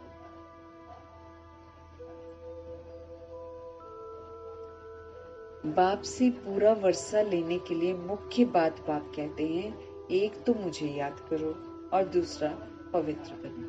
पवित्र भव, योगी भव। जो बनेगा वो पूरा वर्षा लेगा। एक प्रभु के साथ योग रहे और पवित्र बने। तो बाप से पूरा वर्षा लेने के लिए मुख्य बात बाप कहते हैं, एक तो तुम मुझे याद करो और दूसरा पवित्र बनो। स्वदर्शन चक्रधारी बनो और बाप समान बनो। आप समान बनो, है ना। पहले बाबा कहते हैं आप स्वदर्शन चक्रधारी बनो, स्व का दर्शन करो, ये बुद्धि में घूमता रहे, है ना। और अपने को स्वदर्शन करके स्वचिंतन करो। तो स्वदर्शन चक्रधारी बनो और फिर आप समान बनो। अब हम स्वदर्शन चक्रधारी बने ना, तो हमें दूसरों को भी बनाना है। तो बाबा बोले कि एक तो तुम मुझे याद करो और दूसरा तुम पवित्र बनो, तब पूरा वर्षा मिलेगा। तो हम सोच लें कि पवित्र भव, योगी भव, ये वरदान को जब हम पूरा करेंगे तब जाकर हमको पूरा वर्षा मिलेगा। स्वदर्शन चक्रधारी बनो। अनादि आदि दर्शन करो कि अनादि में सतोगुणी हूँ, आदि में सतयुगी हूँ। फिर अपने 5 स्वरूपों का दर्शन करो। अब ये दर्शन करके फिर इसी तरीके से पाठ बजाते बजाते दूसरी सोल्स को भी ऐसे ही बनाओ। कितना सहज है। सिर्फ याद ठहरती नहीं है, बाबा कहते हैं। नॉलेज तो बहुत इजी है, 7 दिन की नॉलेज कितनी इजी है। अभी पुरानी दुनिया खत्म होनी है, हमको समझ मिल रही है। अभी पुरानी दुनिया जो है वो खत्म होनी है, फिर सतयुग में नई दुनिया में देवी देवताएं राज्य करेंगे। इस दुनिया में पुराने तो पुराने ये देवताओं के चित्र हैं, वह इन्हों के महल आदि हैं। तुम कहेंगे पुराने तो पुराने, हम विश्व के महाराजा महारानी थे। शरीर तो खत्म हो जाते हैं, बाबा कहते हैं, बाकी चित्र आदि तो बनाते रहते हैं। अभी ये थोड़ी किसको पता है कि ये लक्ष्मी नारायण जो राज्य करते थे वो कहाँ गए, राजाई फिर कैसे ली उन्होंने। जो बिरला इतने मंदिर बनाता है, बिरला के मंदिर बनते हैं ना बहुत सारे, परंतु जानते नहीं है। लिखते जरूर है वहां पर 5,000 वर्ष का कुछ ऐसा करके बाबा ने एक बार बताया था, लिखते हैं उसमें, पर कोई ध्यान नहीं देता, ना पढ़ता है ना समझता है। लक्ष्मी नारायण का ही मंदिर बनाते हैं और बड़ा बड़ा बनाते हैं, परंतु जानते नहीं है। पैसे मिलते जाते हैं और बनाते रहते हैं। अब रईस लोग वहां आते हैं, पैसे चढ़ाते रहते हैं, बनाते रहते हैं। समझते हैं ये देवताओं की कृपा है कि जो हमको पैसे आ रहे हैं और मंदिर बना रहे हैं। हाँ? समझते हैं देवताओं की कृपा है। एक शिव की पूजा है अव्यभिचारी भक्ति। शिव की पूजा, एक शिव की अगर हम करते हैं तो वो अव्यभिचारी भक्ति है। ज्ञान देने वाला तो ज्ञान सागर एक ही है, बाकी सारा भक्ति मार्ग है।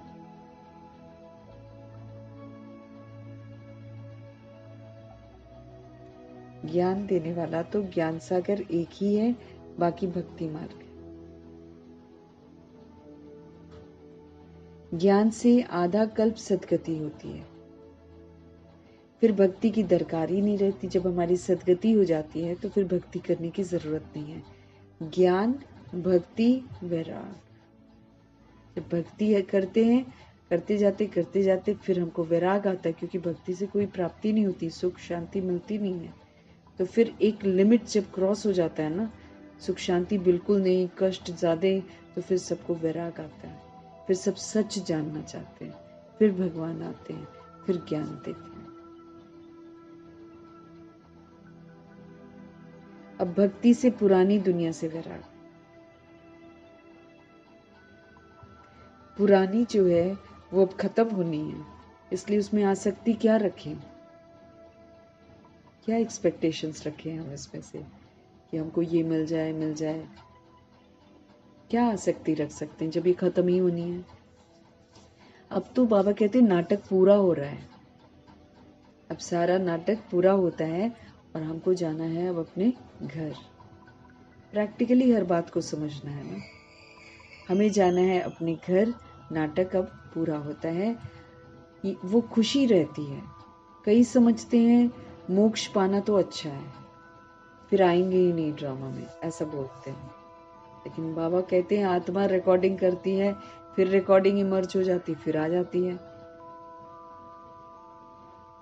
कई समझते हैं मोक्ष पाना तो अच्छा है, फिर आएंगे ही नहीं ड्रामा में, ऐसा सोचते हैं। आत्मा बुदबुदा है, कहेंगे आत्मा एक बुदबुदा है जो सागर में मिल जाता है। इस सब के सब बाबा कहते हैं कपोड़े हैं। सब आत्मा रूपी एक्टर्स हैं। एक्टर्स तो एक्ट करेगा ना, जरूर एक्टर तो एक्ट करेगा। जो घर बैठ जाए वो कोई एक्टर थोड़ी हुआ। मोक्ष यहाँ पर नहीं होता है। अगर कोई कहे ये ड्रामा से ही हम छूट जाएं, भाई रिकॉर्डिंग कर रखी है, बाबा कहते छूटोगे कैसे।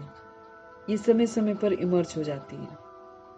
अभी किसी के घर में कलेश होगा, रोना धोना होएगा, कहेंगे इससे अच्छा तो हम मर जाएं तो अच्छा है।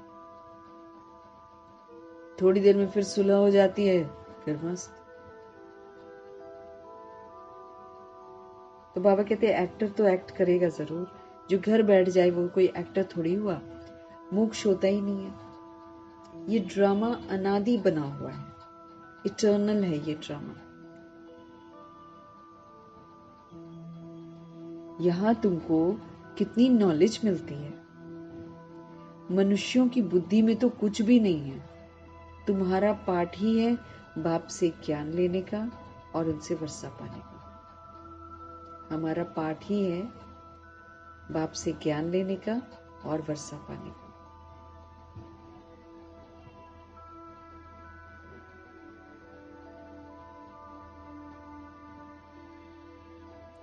तुम ड्रामा में बंधायमान हो।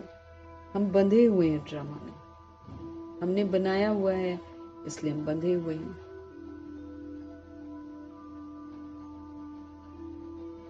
तो बाबा कहते हैं मनुष्यों की बुद्धि में तो कुछ भी नहीं है।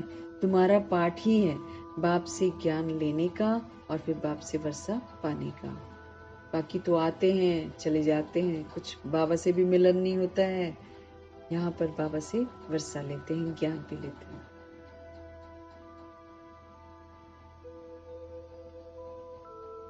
तुम ड्रामा में बंधायमान हो, पुरुषार्थ तो जरूर करेंगे। ऐसे नहीं ड्रामा में होगा तो मिलेगा, फिर तो बैठ जाओ, बाबा कहते हैं कुछ ना मिलेगा। लेकिन कर्म बिगड़ तो कोई रह नहीं सकता। कर्म संन्यास तो यहाँ पर हो ही नहीं सकता। जितना भी चाह लो, यहाँ पर कर्म संन्यास नहीं होता।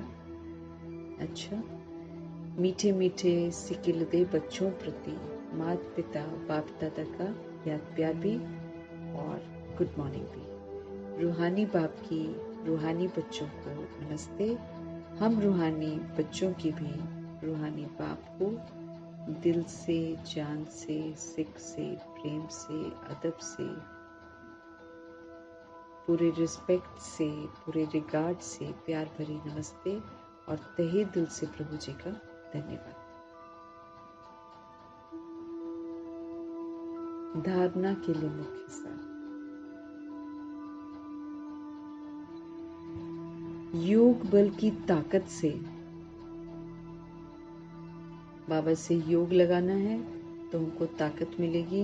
इस योग बल की ताकत से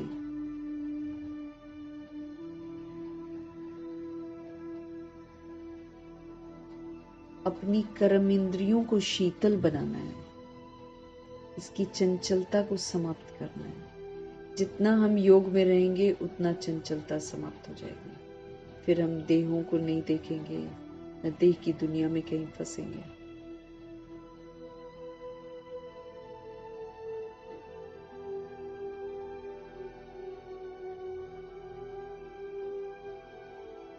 तो योग बल की ताकत से अपनी कर्म इंद्रियों को हमें शीतल बनाना है, उसको वश में रखना है। इविल बातें न तो हमें सुननी है और न हमें सुनानी है। जो बात पसंद नहीं आती है उसे एक कान से सुनकर दूसरे से निकाल देना। लेना नहीं है ना, क्योंकि ले लेंगे तो फिर हम इविल को रिटर्न करेंगे, फिर हम भी इविल बन जाएंगे। हमको अब इविल नहीं बनना है। इसीलिए कोई अगर उल्टा सीधा बोलता भी है तो एक कान से सुनकर दूसरे से निकाल देना, मतलब अंदर नहीं समाना है। तो योग बल की ताकत से अपनी कर्मेंद्रियों को शीतल बनाना है, अपनी कर्मेंद्रियों को वश में रखना है। इवल बातें न तो हमें किसी से सुननी है और न हमें किसी को सुनानी है। जो बात हमें पसंद नहीं आती है उसे एक कान से सुनकर दूसरे कान से निकाल देना है। बाप से पूरा वर्षा लेने के लिए हमको स्वदर्शन चक्रधारी बनना है। स्वदर्शन चक्रधारी बनना मतलब जो स्व का दर्शन हो गया है उस दर्शन के प्रमाण फिर पाठ बजाना, यानी कि सतोगुणी पाठ बजाना, सतयुगी पाठ बजाना, फिर 5 स्वरूपों की ड्रिल करते करते वो ड्रिल की अवस्था भी बनाना।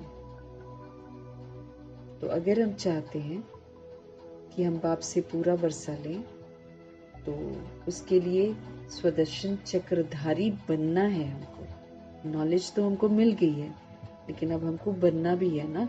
नॉलेज के प्रमाण पाठ भी तो बजाना है। हमको फिर से सतुगुणी बनना है, हमको फिर से सतयुगी बनना है और हमको फिर से 5 स्वरूपों को धारण करना है। तब कहेंगे कि हम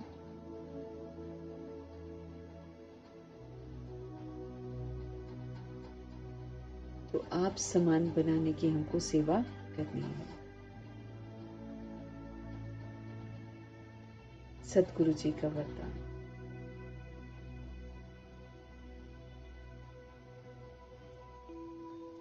मुरली के साज के द्वारा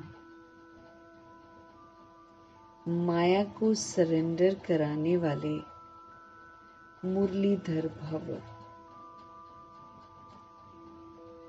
मुरली के साज के द्वारा माया को सरेंडर कराने वाले मुरलीधर भव। बाबा कहते हैं मुरलियां तो बहुत सुनी हैं, अब ऐसे मुरलीधर बनो जो माया मुरली के आगे न्योछावर हो जाए।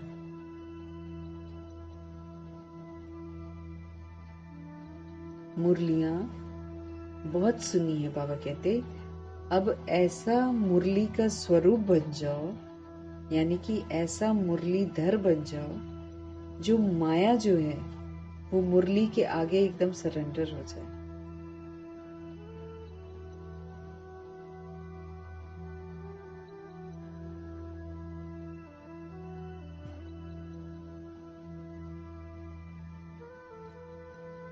मुरली के रास का साज अगर सदैव बजाते रहो तो माया सदा के लिए सरेंडर हो जाएगी।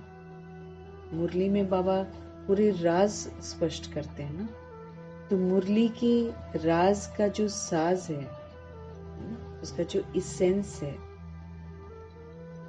क्यों करना है, बाबा बताते ना ऐसा ऐसा ऐसा है, लेकिन क्यों करना है मुझे ऐसा, वो जो इसेंस है, वो जो साज है, अगर सदैव बजाते रहो, राज मतलब बुद्धि में इसेंस हमेशा अगर हमारे स्पष्ट रहे, तो माया सदा के लिए सरेंडर हो जाएगी, क्योंकि फिर हम कमी कमजोरियों को यूज ही नहीं करेंगे, कर्मेंद्रियों की चंचलता ही नहीं होगी, क्योंकि मुरली के राज का साज हमने जान लिया है। तो मुरली के राज का जो इसेंस है, अगर सदैव हमारी बुद्धि में घूमता रहे, तो माया के वशीभूत होंगे नहीं। फिर माया क्या करेगी? सरेंडर हो जाएगी, तंग करना छोड़ देगी। माया का जो मुख्य स्वरूप कारण के रूप में आता है, माया का मुख्य स्वरूप जो है ना, वो कारण के रूप में आता है। क्यों, क्या, कैसे, कारण, वाई, है ना। तो माया का मुख्य स्वरूप जो है वो कारण के रूप में आता है। जब मुरली द्वारा कारण का निवारण मिल जाता है, मुरली में क्या है कि कोई भी कारण जो बाबा बताते हैं ना, उसका निवारण बता देते हैं। तो जब मुरली द्वारा कारण का निवारण मिल जाएगा, तो माया सदा के लिए समाप्त हो जाएगी। अब मुरली हमको बता देती है भाई क्यों हो रहा है, हिसाब किताब है, क्या है, सब कुछ बाबा स्पष्ट करते हैं।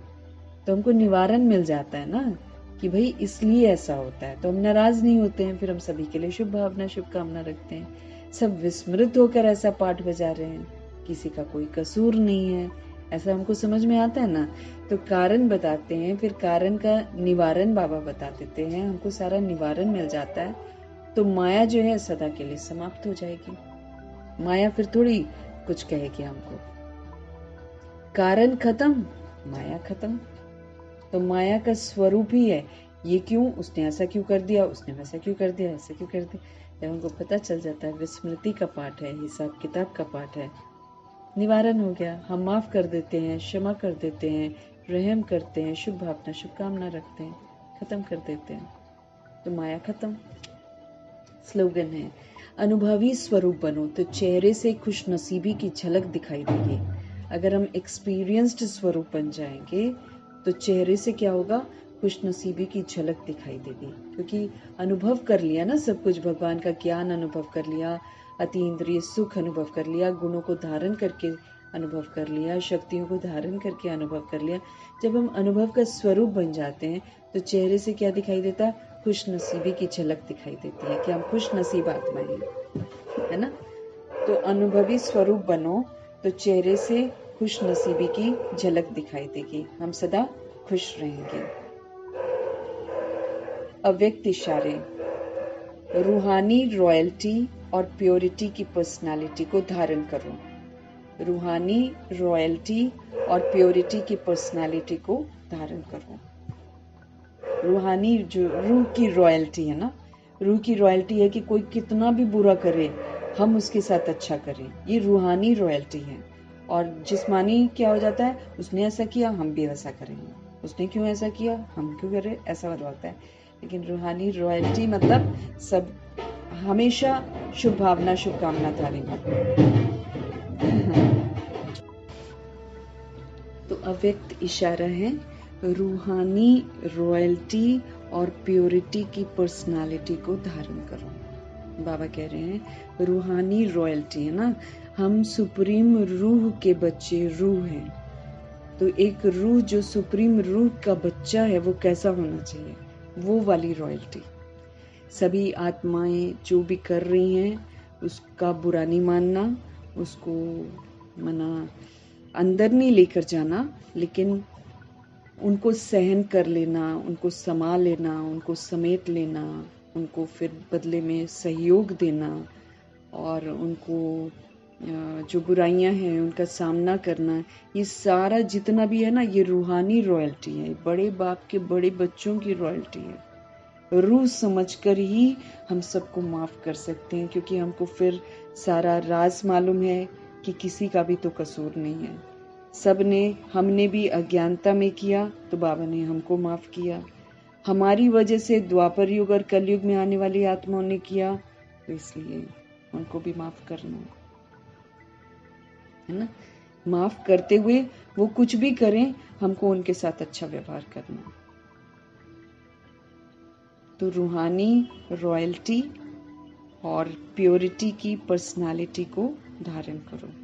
बाबा कहते हैं संगम युगी ब्राह्मण जीवन की विशेषता जो है, बाबा कहते पवित्रता है। संगम युगी ब्राह्मण जीवन की विशेषता प्योरिटी है। प्रवृत्ति में रहते अपवित्रता से निवृत्त रहना, स्वप्न मात्र भी अपवित्रता के संकल्प से मुक्त रहना, यही विश्व को चैलेंज करने का साधन है। यही आप ब्राह्मणों की रूहानी रॉयल्टी है, रूहानी पर्सनालिटी है। संगम युगी ब्राह्मण जीवन, नया जीवन, इसकी विशेषता पवित्रता बहुत गहरी है, जिसको हमको समझ के रखना है। सिर्फ ब्रह्मचर्य नहीं है, ब्रह्मचर्य के साथ ब्रह्मचारी भी है। तो विशेषता जो जीवन की है वो पवित्रता है। प्रवृत्ति में रहते, फैमिली में रहते अपवित्रता से निवृत्त रहना है, अपवित्रता का अंश भी हमारे अंदर नहीं हो। स्वप्न मात्र भी अपवित्रता के संकल्प से हमको मुक्त रहना है। स्वप्न में भी अपवित्रता नहीं होनी चाहिए। अपवित्रता में व्यर्थ भी है, नकारात्मकता भी है, दैहिक दृष्टि है, दैहिक वृत्ति है, दैहिक कृति है, सब कुछ है उसके अंदर, है ना। बहुत बड़ी संपूर्ण पवित्रता है।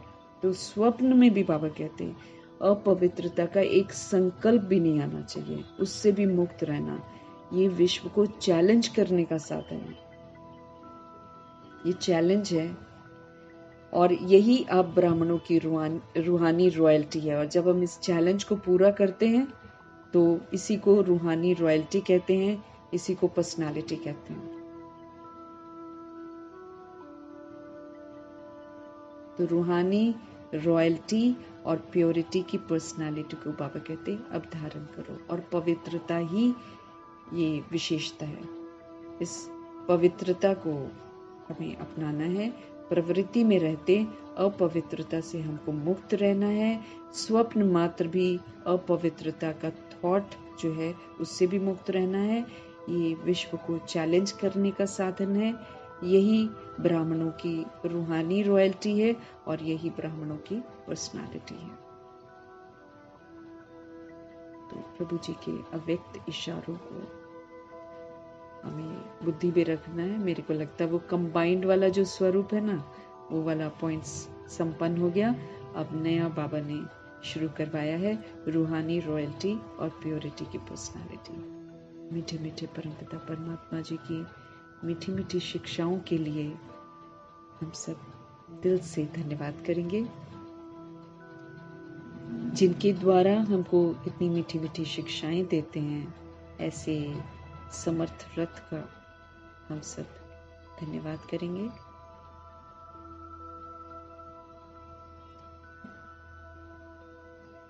जगदम्बा माँ का धन्यवाद करेंगे, जिन्होंने प्योरिटी की पर्सनालिटी और रूहानी रॉयल्टी को धारण करके बड़ा ही सहज धारण किया, और हम आत्माओं को भी समझ दी कि इसको धारण करो। तो ये भी हम धन्यवाद करेंगे। ब्रह्मा माँ का धन्यवाद, जगदम्बा माँ का धन्यवाद, कुलसार दादी जी का धन्यवाद, अष्टरत्नों का धन्यवाद, नवग्रहों का धन्यवाद, एडवांस पार्टी की सारी सोल्स का धन्यवाद, बची हुई जितनी भी आत्माएं हैं 16,133 करोड़ आत्माएं, सभी का धन्यवाद। क्योंकि सभी के साथ हम संस्कार मिलाएंगे, सभी के साथ हम अलौकिक बिहेव करेंगे, तब तो जाकर सारा हमारा हम पूजनीय बनेंगे, हम विष्णु के घराने में जाएंगे जब सभी के साथ हम संस्कार मिलाएंगे। तो इसलिए सभी का धन्यवाद करना है। 5 तत्वों का धन्यवाद है ना, ये तत्वों से ही हमारा शरीर मिलता है। 5 तत्वों का धन्यवाद। ड्रामा का धन्यवाद, जो 5 तत्व अभी मना रुके हुए हैं ताकि हम सब प्योर हो जाए ना। तो 5 तत्वों का धन्यवाद, फिर ड्रामा का धन्यवाद, प्रकृति का धन्यवाद, माया का धन्यवाद, यमदूत का धन्यवाद, करोड़ों की आबादी का धन्यवाद। और करोड़ों की आबादी का धन्यवाद करेंगे क्योंकि जब हम विश्व कल्याणकारी बनेंगे तभी हम सूर्यवंशी घराने में जाएंगे। एक भी सोल के लिए अगर हमने नेगेटिव सोचा तो हम नहीं जा पाएंगे। तो ये भी हमको धन्यवाद करना है सबका। फिर साधनों का धन्यवाद, साधन की बदौलत हम पढ़ रहे हैं। फिर साधन जो बनाते हैं उनका भी धन्यवाद करेंगे। फिर अविनाशी खजानों का धन्यवाद करेंगे। अविनाशी खजानों के साथ फिर ये जो अनमोल संगम युग का समय है ना, इसका धन्यवाद करेंगे। तो समय का धन्यवाद, पल पल का धन्यवाद करेंगे। पूरे यूनिवर्स का धन्यवाद करेंगे। शरीर रूपी इंस्ट्रूमेंट का धन्यवाद करेंगे।